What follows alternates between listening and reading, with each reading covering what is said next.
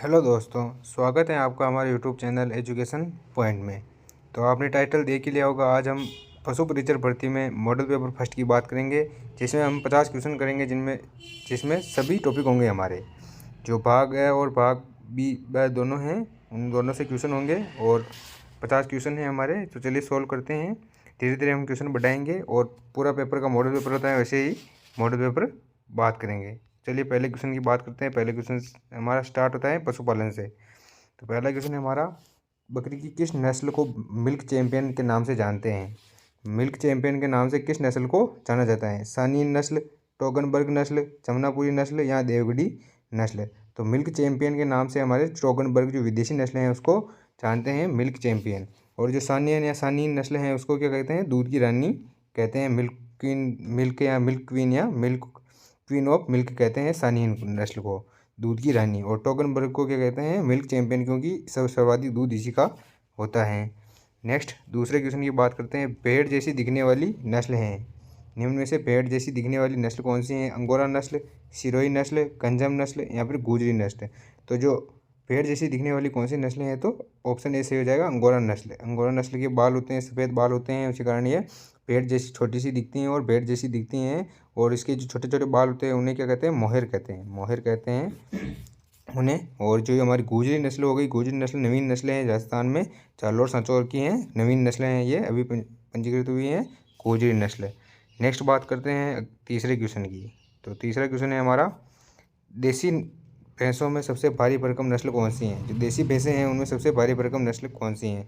चलो विदेशी नस्लों में बता दो, विदेशी नस्लों में कौन सी भारी भरकम नस्लें हैं? कमेंट करना विदेशी नस्लों की।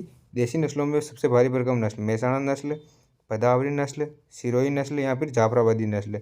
तो देसी भैंसों में सबसे भारी भरकम नस्ल कौन सी है? जाफराबादी या अहमदाबादी नस्ल सबसे भारी भरकम नस्ल होती है। इसके सबसे भारी भरकम सींग होते हैं, जे टाइप सींग होते हैं, इसके जे टाइप सींग होते हैं, सबसे भारी भरकम सींग होते हैं। जाफराबादी नस्ल जो है देसी भैंसों में सबसे भारी भरकम नस्ल हैं।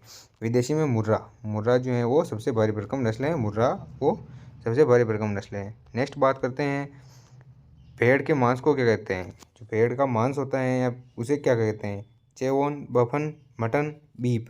तो भेड़ के मांस को क्या कहते हैं? तो ऑप्शन सी सही हो जाएगा हमारा, मटन जो है वो भेड़ के मांस को कहते हैं। चेवोन ये किसी के मांस को कहते हैं, तो बकरी के मांस को चेवोन कहते हैं। बकरी जो होती है उसका मांस क्या कहलाता है? चेवोन।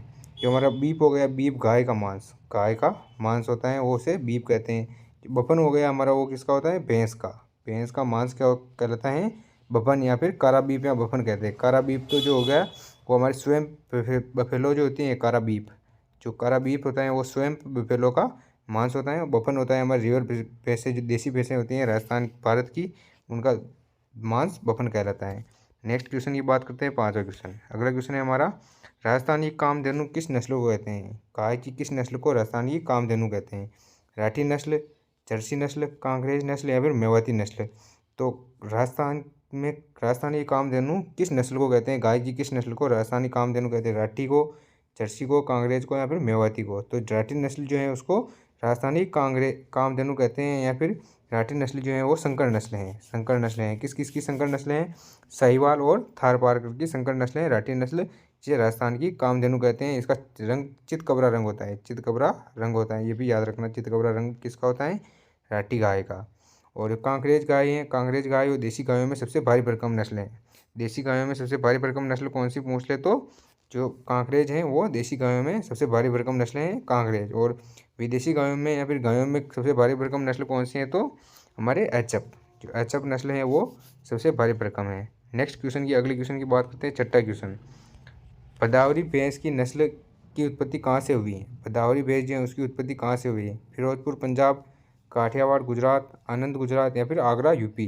तो भदावरी नस्ल जो है उसकी उत्पत्ति कहाँ से हुई है? तो आगरा यूपी से हुई है। भदावरी भैंस जो होती हैं उसकी उत्पत्ति, और राजस्थान में कहाँ पाई जाती है? भरतपुर, भरतपुर और धौलपुर में। कहाँ पाई जाती हैं? भरतपुर और धौलपुर में राजस्थान में पाई जाती हैं भदावरी नस्ल। इसका रंग तांबे जैसा होता है, तांबे जैसा रंग होता है इसका। और ये जो आनंद गुजरात से कौन सी नस्ल उत्पन्न है? सूरती नस्ल, सूरती नस्ल आनंद गुजरात से उत्पन्न है। काठियावाड़ गुजरात से गिर नस्ल उत्पन्न है। गिर गाय की नस्ल जो है वो काठियावाड़ गुजरात से उत्पन्न है।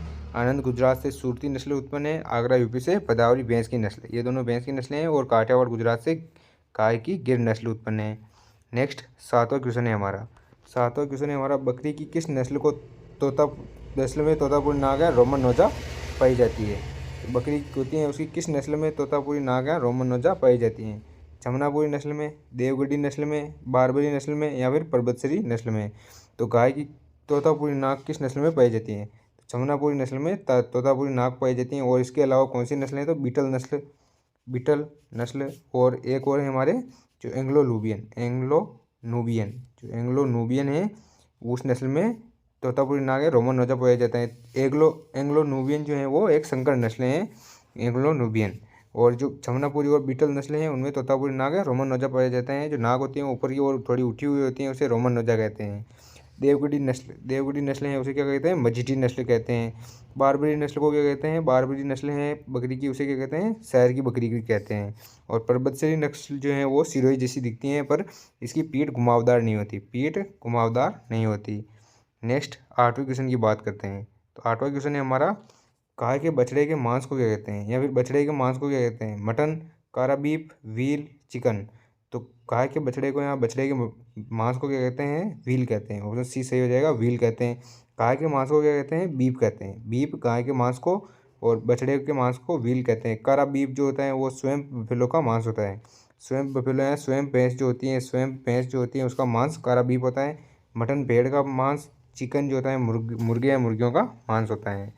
नेक्स्ट 9वां क्वेश्चन है हमारा NBAGR के अनुसार वर्तमान में गायों की कुल कितनी नस्लें पंजीकृत हैं। 53, 37, 44, 20। गाय की कितनी नस्लें पंजीकृत हैं तो 53 नस्लें पंजीकृत हैं। ऑप्शन ए सही हो जाएगा 53 नस्लें। और 37 नस्लें किसकी हैं बकरी की 37 नस्लें पंजीकृत हैं। 44 नस्लें भेड़ की 44 नस्लें जो हैं पंजीकृत हैं। और 20 नस्लें जो हैं भैंसों की 20 नस्लें जो हमारे पंजीकृत हैं NBAGR के अनुसार। तो गाय की कितनी हो गई 53 हो गई, बकरी की 37, 44 भेड़ की और 20 भैंस की। नेक्स्ट 10वें क्वेश्चन की बात करते हैं। गाय की किस नस्ल के सींग अर्धचंद्राकार और कान पत्तीनुमा होते हैं। गाय की एकमात्र नस्ल जिसके सींग अर्धचंद्राकार और कान पत्तीनुमा होते हैं। गिर गाय, राठी गाय, कांकरेज गाय या फिर साहिवाल गाय। तो गाय की किस नस्ल के अर्धचंद्राकार और कान पत्तीनुमा होते हैं। गिर गाय जो ऑप्शन ए सही हो जाएगा। गिर गाय जो काठियावाड़ गुजरात से उत्पन्न है उसके सींग अर्धचंद्राकार और कान पत्तीनुमा होते हैं। राठी गाय राजस्थानी कामधेनु जिसे कहते हैं और यह संकर नस्लें हैं। कांकरेज जो हमारे वो देसी गायों की सबसे भारी भरकम नस्लें हैं। सबसे भारी भरकम नस्ल कांकरेज गाय होती हैं। नेक्स्ट बात करते हैं साहिवाल गाय जो है वो इसका दूध सर्वाधिक मीठा दूध होता है साहिवाल गाय का। राठी गाय किन दो गायों के संकर से बनी है। तो हमने बात की राठी गाय किस दो गायों के संकर से बनी है, साहिवाल और थारपारकर से। और इसमें एक इम्पोर्टेंट बात है कि भाई अगर साहिवाल नहीं होते हैं, साहिवाल गाय नहीं मिलती हैं तो रेड सिंधी का उपयोग कर रेड सिंधी और थारपारकर के संकर से भी राठी गाय हो सकती हैं। तो रेड सिंधी और थारपारकर या फिर साहिवाल या थारपारकर के संकर से राठी गाय बनी है। नेक्स्ट गाय के नवजात बछड़े को क्या कहते हैं। गाय का जो नवजात बछड़ा होता है उसे क्या कहते हैं, काफ, किड, बुल काफ या फिर वीडर। तो गाय का जो नवजात बछड़ा होता है उसे क्या कहते हैं, काफ कहते हैं। काफ जो गाय का नवजात बछड़ा होता है उसे कहते हैं। बकरियों में नवजात बछड़े को किड कहते हैं। और बुल काफ किस में कहते हैं, बुल काफ भैंसों में कहते हैं नवजात बछड़े को। तो बुल काफ भैंसों में, किड बकरियों में, काफ गायों में नवजात बछड़े को कहते हैं। विडर या वेडर जो होता है वो जो भैंसों में जो बंध्याकृत नर होता है पाडा होता है उसे विडर कहते हैं। नेक्स्ट 13वां क्वेश्चन है हमारा, गायों की सर्वाधिक दूध किस नस्ल में मिलता है। गायों में सर्वाधिक दूध किस नस्ल में पाया जाता है। जर्सी नस्ल में, थारपारकर नस्ल में, साहिवाल नस्ल में, होलिस्टन फ्राइजन नस्ल में।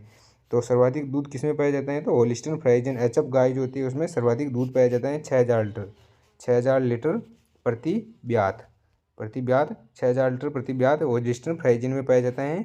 साहिवाल नस्ल जो होती है वो देसी गायों में सर्वाधिक दूध मिलता है 1100 से 3100 लीटर प्रति ब्यात 1100 से 3100 लीटर प्रति ब्यात।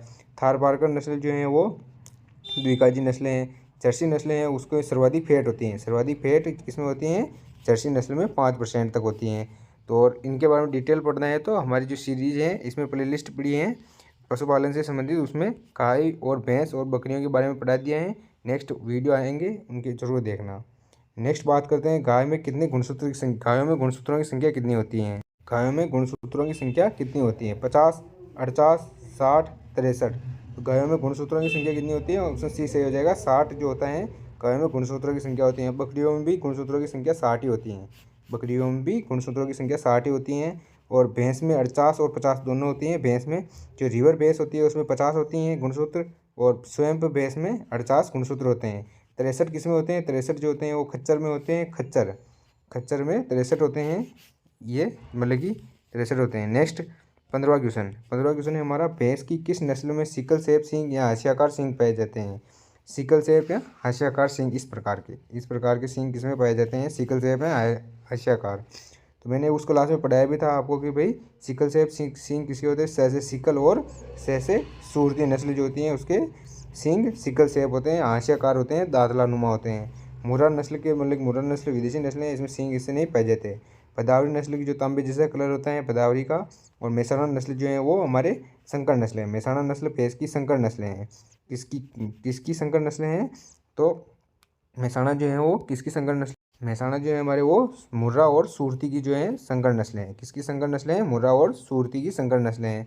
मुर्रा और सूरती ये मतलब शांत भैंस की नस्लें हैं, बिल्कुल शांत भैंस की नस्लें हैं मेहसाणा नस्ल। नेक्स्ट राजस्थान इतिहास और कला संस्कृति भूगोल के क्वेश्चन है हमारे। इन क्वेश्चनों की बात करते हैं। 15 क्वेश्चन हमारे उसके हो गए पशुपालन के। नेक्स्ट इसकी बात करते हैं, विषम घाटी पंचानन की संज्ञा किस शासक को दी गई है? जो विषम घाटी पंचानन है उसकी संज्ञा किसको दी गई है? राणा अमीर को, राणा प्रताप को, राणा कुंभा को, राणा उदय सिंह को। तो विषम घाटी पंचानन की संज्ञा हमारी जो है राणा अमीर को दी गई है। और ये किसमें दी गई है? तो कीर्ति स्तंभ प्रशस्ति में। कीर्ति स्तंभ प्रशस्ति है उसमें जो विषम घाटी पंचानन कहा है मेवाड़ के शासक राणा अमीर को, जिन्होंने सिसोदिया वंश की नींव रखी थी 1326 में। नेक्स्ट 17वां क्वेश्चन है हमारा, मेवाड़ के महाराणा सांगा ने बाबर की सेना को किस युद्ध में हराया था? बयाना के युद्ध में, पानीपत के युद्ध में, खानवा के युद्ध में, या सरंगपुर के युद्ध में? तो जो मेवाड़ के महाराणा सांगा थे उन्होंने बाबर को किस युद्ध में हराया था? तो बयाना के युद्ध में 1527 में हुआ था। फरवरी 1527 में जो हुआ था युद्ध महाराणा सांगा का बाबर के बीच, उसमें महाराणा सांगा ने हराया था बयाना में। और खानवा में जो युद्ध हुआ इसके एक महीने बाद मार्च 1527 में ये युद्ध हुआ। उसमें महाराणा सांगा को बाबर ने हरा दिया था। महाराणा सांगा थे उनको बाबर ने हरा दिया था एक महीने बाद खानवा के युद्ध में। उससे पहले जो बयाना का युद्ध हुआ उसमें महाराणा सांगा की जीत हुई थी। और सारंगपुर युद्ध की विजय के उपलक्ष्य में महाराणा सारंगपुर युद्ध था उसके उपलक्ष्य में महाराणा कुंभा जो थे 1437 में जो महाराणा कुंभा का युद्ध हुआ था सारंगपुर का युद्ध, उसमें विजय के उपलक्ष्य में विजय स्तंभ बनवाया गया। नेक्स्ट 18वां क्वेश्चन है हमारा, अन्ना सागर झील का निर्माण किसने करवाया? जो अन्ना सागर झील है उसका निर्माण किसने करवाया? अर्णोराज ने, अजय राज ने, जगदेव ने, विग्रहराज चतुर्थ ने। तो अन्ना सागर झील का निर्माण किसने करवाया? अर्णोराज ने। ऑप्शन ए सही हो जाएगा, अर्णोराज ने अन्ना सागर झील का निर्माण करवाया। नेक्स्ट अजय राज जो है वो अजय राज ने अजय मेरु दुर्ग या अजमेर की स्थापना की। और जो जगदेव तो था वो जो चौहानों में पितरंता कहलाता है। जगदेव चौहानों में पितरंता। और विग्रहराज चतुर्थ जो है उसको बिसलदेव कहते थे। और जगदेव ने किसको मारा था? अर्णोराज की हत्या की थी जगदेव ने। नेक्स्ट इसके बाद बात करते हैं 19वें क्वेश्चन की। तो 19वां क्वेश्चन है हमारा, सांबर के चौहान वंश का संस्थापक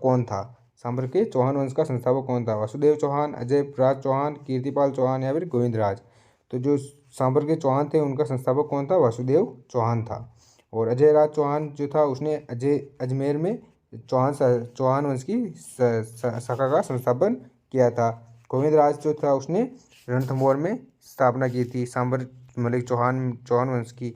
नेक्स्ट बात करते हैं 20वां क्वेश्चन है हमारा, एकीकरण के किस चरण में मेवाड़ रियासत को राजस्थान में मिलाया गया था या फिर पूर्व राजस्थान में मिलाया गया था? दूसरे चरण में, तीसरे चरण में, चौथे चरण में, या सातवें चरण में?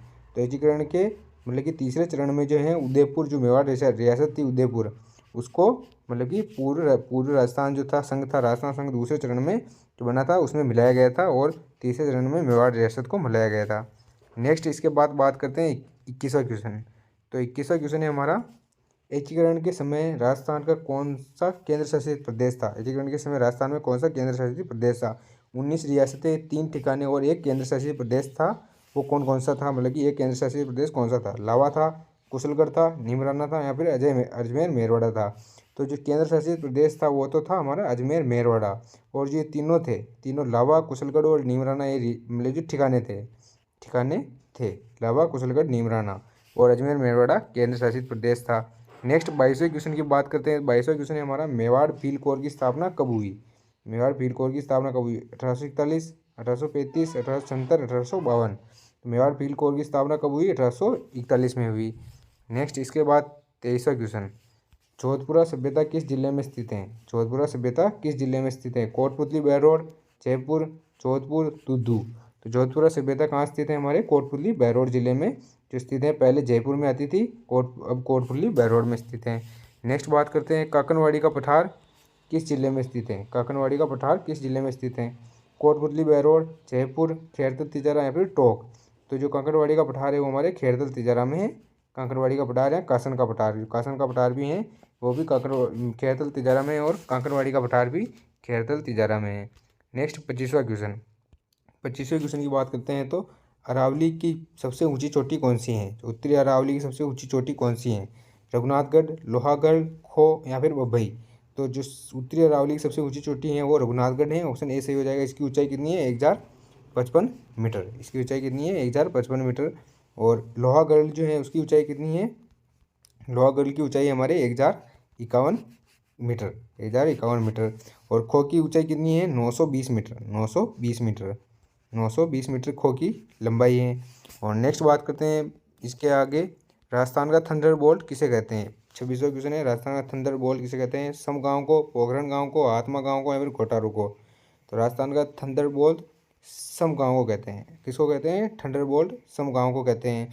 और जो हमारा आत्मा गाँव है वहाँ पर किराड़ू के मंदिर स्थित है, जिन्हें राजस्थान के खजुराहो कहते हैं। किराड़ू के मंदिर स्थित है जिसे खजुराहो कहते हैं। नेक्स्ट बात करते हैं इसके आगे 27वां क्वेश्चन, राजस्थान का पहला राज्य का पहला कैक्टस गार्डन कहाँ स्थित है? अंकल गांव में, कुलतरा गांव में, सम गांव में या फिर तन्नौड़ गांव में। तो राजस्थान का पहला कैक्टस गार्डन कुलतरा गांव में स्थित है। कहाँ स्थित है? कुलतरा गांव में। अंकल गांव में क्या है? तो अंकल गांव में अकलवुड फॉसिल पार्क्स हैं। और तन्नौड़ गांव में तन्नौड़ माता का मंदिर है, जिसे बीएसएफ के जो जवान होते हैं उनकी कुलदेवी कहा जाता है। नेक्स्ट बात करते हैं 28वां क्वेश्चन। तो 28वां क्वेश्चन है हमारा, राजस्थान का सबसे प्राचीन भौतिक प्रदेश कौन सा है? राजस्थान का सबसे प्राचीन भौतिक प्रदेश कौन सा है? अरावली, पश्चिमी मरुस्थल, पूर्वी मैदानी प्रदेश या हाड़ौती प्रदेश। राजस्थान का सबसे प्राचीनतम भौतिक प्रदेश जो है ऑप्शन ए सही हो जाएगा, अरावली है, अरावली। और सबसे नवीनतम कौन सा है? तो पश्चिमी मरुस्थल है सबसे नवीनतम। ये किस युग का है? प्लीस्टोसीन युग का है, प्लीस्टोसीन युग का है पश्चिमी मरुस्थल। और सबसे प्राचीन कौन सी होगी? अरावली। नेक्स्ट बात करते हैं 29वां क्वेश्चन। 29वां क्वेश्चन है हमारा, माही नदी के किनारे किनारे डूंगरपुर, बांसवाड़ा और प्रतापगढ़ के स्थित मैदान को क्या कहते हैं? जो माही नदी के किनारे डूंगरपुर, बांसवाड़ा और प्रतापगढ़ में जो मैदान है उसको क्या कहते हैं? कांठल का मैदान, छप्पन का मैदान, पिडमांट का मैदान या फिर मुकुंदरा का मैदान। तो जो माही नदी के सारे हैं उसे क्या कहते हैं? कांठल का मैदान। कांठल का मैदान जो नदी के सारे ये नदी हैं, इसके सारे ये पास में मैदान जो है उसे कांठल का मैदान कहते हैं। और जो विस्तृत रूप से फैला हुआ है उसे छप्पन का मैदान कहते हैं। नेक्स्ट बात करते हैं इसी में 30वां क्वेश्चन है हमारा, किस जिले से अलग होकर दुद्दू जिला बना है? जयपुर से, जोधपुर से, भरतपुर से, अलवर से। तो दुद्दू जिला जो है वो हमारे जयपुर से अलग होकर बना है। नेक्स्ट 31वां क्वेश्चन बात करते हैं।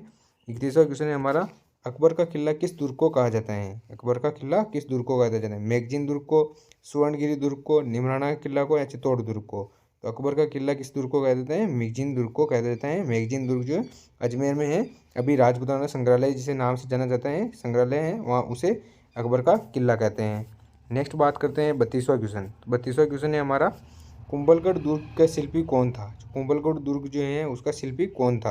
कुंभलगढ़ दुर्ग राजसमंद में है, राजसमंद में। उसका शिल्पी कौन था? चेता, कुंपा, मड्डन या फिर महेश।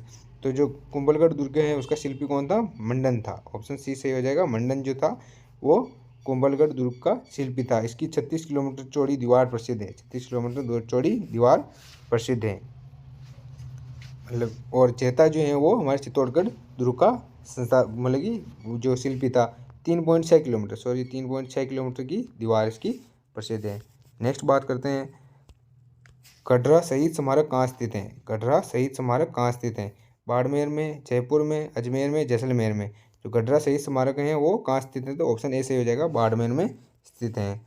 नेक्स्ट बात करते हैं, अगला क्वेश्चन है 34वां क्वेश्चन। 34वां, राजस्थान का ताजमहल किसे कहते हैं? राजस्थान का ताजमहल किसे? जसवंतथड़ा, राजमहल, कदमी महल या फिर माउंट आबू।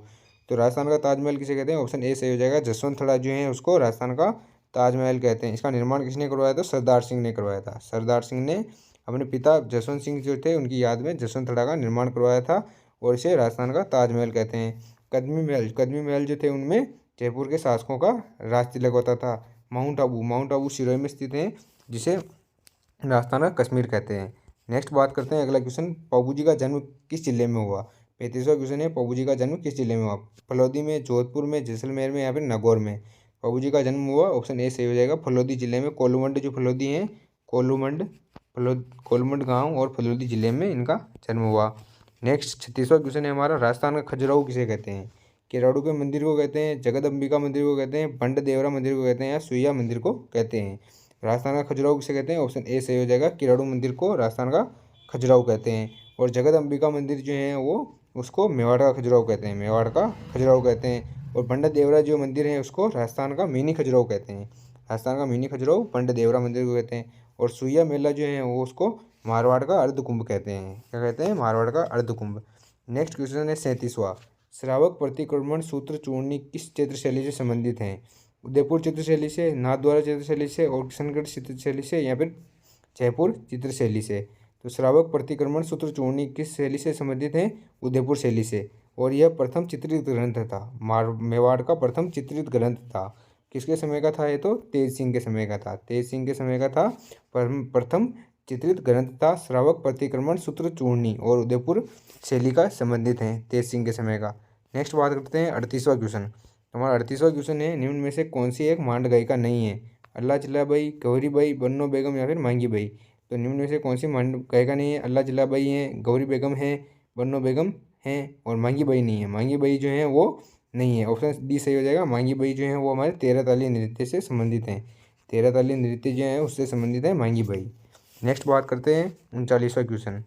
तो निम्न में से एक सिर पर पहने जाने वाला आभूषण है। निम्न में से कौन सा सिर पर पहने जाने वाला आभूषण है। मेहंद, पीपल पन्ना, चूप, नेवरी।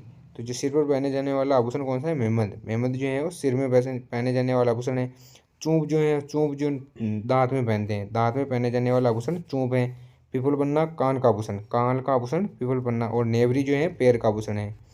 नेक्स्ट बात करते हैं 40वें क्वेश्चन की। 40वां क्वेश्चन है हमारा, पीलों में सर पर पहने जाने वाले वस्त्रों को क्या कहते हैं। सर में जो सिर पर पहना जाता है उस वस्त्रों को क्या कहते हैं। अंगोछा, कच्छाबू, खोयतू या फिर देपाड़ा। तो अंगोछा जो होता है उसको सिर पर पहना जाता है।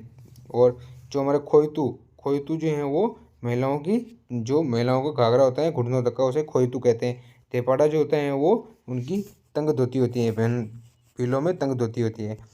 राजस्थान में काजरी की स्थापना कब हुई। काजरी जो है वो उसकी स्थापना कब हुई।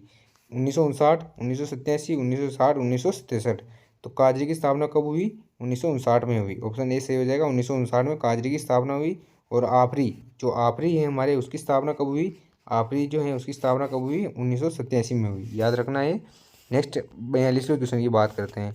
42वां क्वेश्चन है हमारा, राजस्थान की किस चौहान शासक को राय पिथौरा या दल पुंगल के नाम से जानते हैं। सोमेश्वर को, बिसल देव को, पृथ्वीराज चौहान तृतीय को या फिर अजय राज को।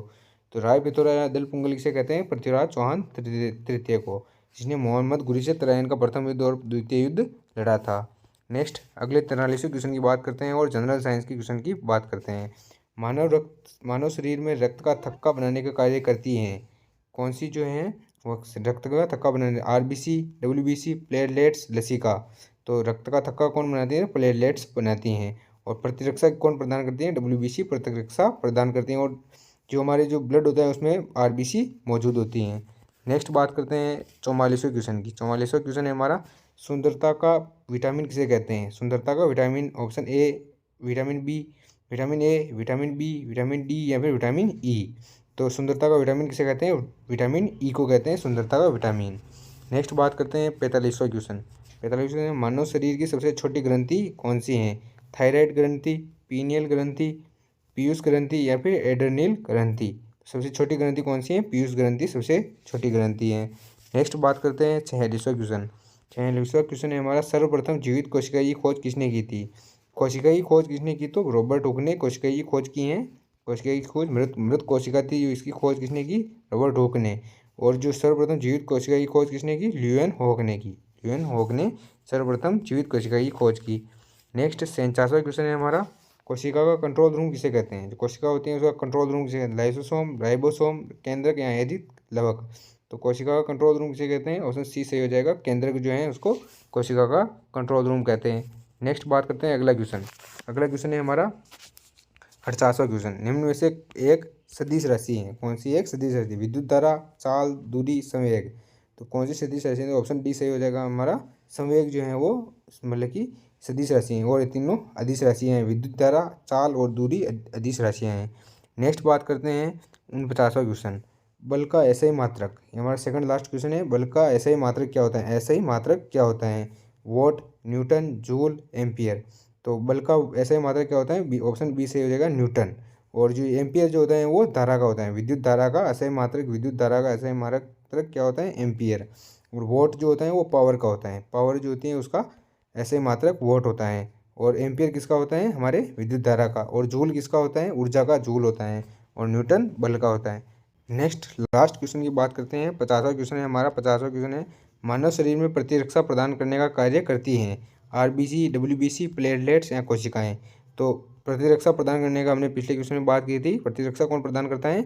डब्ल्यूबीसी। फर्स्ट क्वेश्चन में बात की थी कि डब्ल्यूबीसी प्रतिरक्षा प्रदान करता है। 43वां क्वेश्चन था उसमें बात की थी डब्ल्यूबीसी प्रतिरक्षा प्रदान करता है, प्लेटलेट्स थक्का जमाने के काम आती हैं और आरबीसी जो है ब्लड में मौजूद होते हैं। तो दोस्तों आज का वीडियो यहीं समाप्त होता है। वीडियो बने रहने के लिए बहुत बहुत धन्यवाद। वीडियो अच्छा लगा हो तो वीडियो को लाइक ज़रूर करें और कमेंट करें और चैनल को सब्सक्राइब जरूर करें। धन्यवाद। मिलते हैं नेक्स्ट मॉडल पेपर के साथ, तो बने रहिए तब तक हमारे साथ। धन्यवाद।